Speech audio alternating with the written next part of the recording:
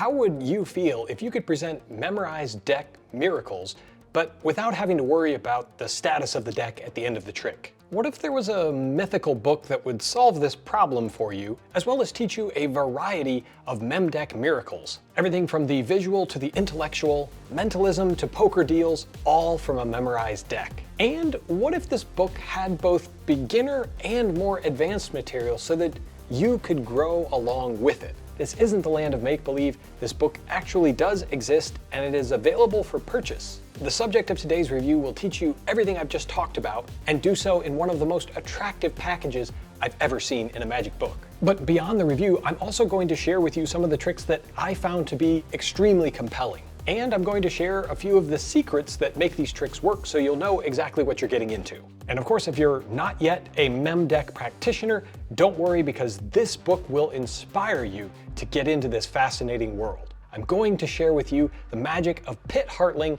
and his book, In Order to Amaze. Pitt is a German magician who specializes in card magic but performs a variety of different types of magic. He's appeared on Penn & Teller, he's published several books, as well as some video instruction and produced some lecture notes. His first book was Card Fictions, which is now out of print, and was card tricks with an ordinary deck. His second book, In Order to Amaze, is the subject of today's review and contains a collection of memorized deck magic. This is an absolutely gorgeous book. It is a hardcover, self-published book with almost 250 pages. There's a blue motif to this book which really just makes things pop. There's some beautiful little touches like a mirrored title that's a reflection of the actual title on the following page. The book is full color. The paper is some of the best I've ever seen. It's semi-glossy, but not too glossy to where the light shines off of it in weird ways, and it gives the book just enough heft to be perfect for this size. Of course, the tricks are great, and we're gonna get into that in a second, but there's an intangible I just really love about this book. The layout, the colors, the font, the size, it all comes together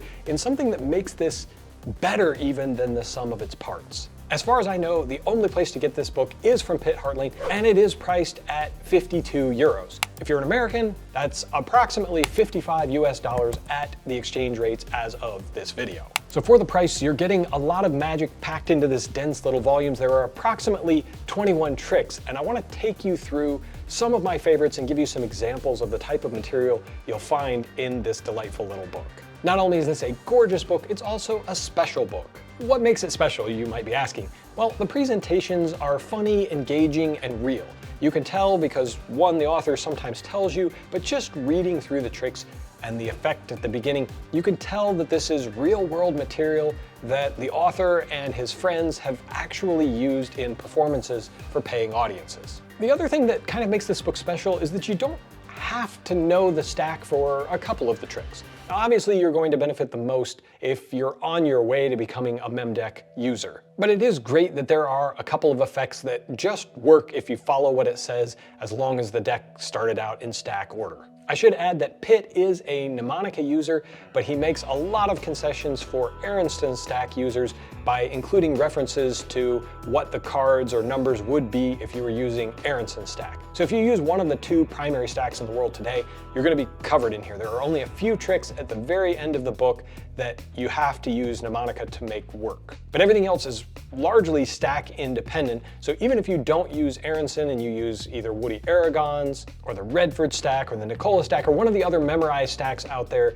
you'll still be able to use all of the tricks. You might just have to do a bit more legwork if you're not using one of the big two. The other thing that's really unique and special, I think, about this book is that every trick ends with you getting the deck back into stack order, which I know is a huge concern of most people just starting out with mem deck work. You got all the work of stacking the deck, memorizing the order, and then you don't like to perform a trick and have it blow the stack up unless it's going to be your finale.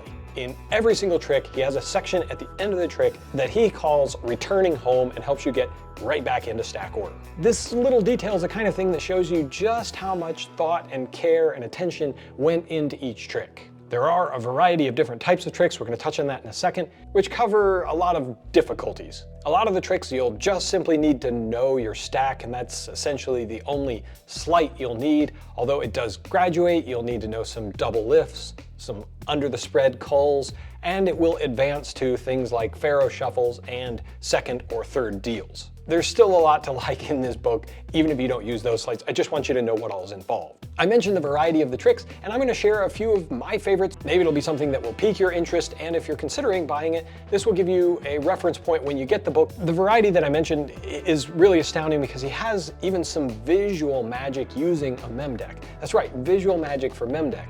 The effect is called Identity. In Identity, one of your participants names a 4 of a kind that they would like for you to find without looking at the faces of the deck. You're able to find these cards, but it appears like they're 4 indifferent cards. These face-up indifferent cards protruding from the deck change back and forth from the named 4 of a kind back to the indifferent cards, and then back again. At the end, your participants are left wondering whether they can really believe their eyes and what they actually saw. Not only that, there are several mentalism type routines. We're familiar with the types of routines where you and a participant each think of a card, then remove a card which you hope is the other person's card, only to find out you've both chosen the correct card. There's a version of that in here that does away with the typical marked deck approach in favor of a mem deck approach. There's also a really cool routine where 3 participants take cards from one deck, any card they want, and place them face up into a face down spread deck, only to discover that they have placed their card directly next to its mate, kind of like the Gemini twins principle,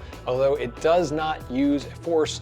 It really can be any cards that they want, and with the smallest amount of sleight of hand, you're able to configure this miracle. Probably one of my favorite effects, just reading through it and then doing it with cards in hand, is super cool. It's called the core. It's an engaging, funny, and slightly silly presentation where you can give the participant a choice of a bunch of different decks, explaining that at the core of every deck, if you peel it away, there's always one card at the heart. They can name any card they want, really, any card, no forces, no limits. They can name any card, and you go through a process of anti-pharaohing by stripping away cards, and when you're done, there is one card left, which is the card they named. You'd think that this would require a lot of complexity, and there are some calculations that you'll need to make in your head. But this is based on an old Al-Quran newspaper tear idea where you're using binary to strip out the right cards based on whether it's an out pharaoh or an in pharaoh to get to the chosen card. That sounds complex, I promise you it's not,